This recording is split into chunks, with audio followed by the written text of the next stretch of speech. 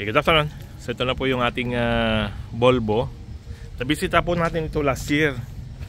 Kaso hindi po materialize yung deal dahil ang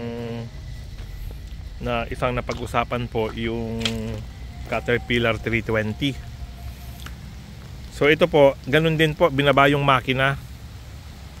So ang suggestion is kaysa i-overhaul yung makina, mag-change engine na lang.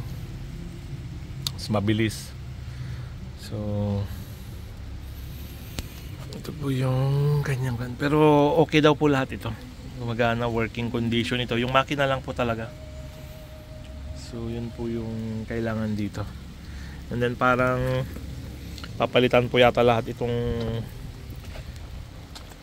kanya, itong pangilalim na sa truck pad area. Pero habang tinitingnan ko, okay naman po yata. Hindi naman po siya ganun kakwan pa kasira. Okay naman po.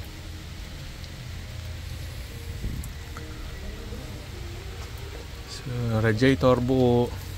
Ito lang po, talagang mga hoses nito kailangan masilip ng mabuti. Okay.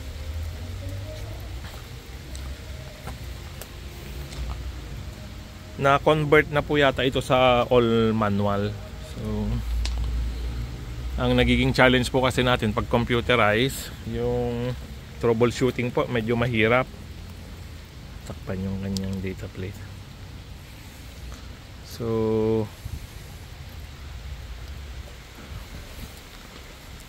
yung kanyang instrument hulog na.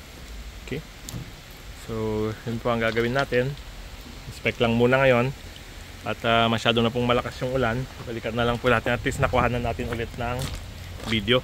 Okay, so hindi ko mahanapan yung ano to, Volvo, yung model number.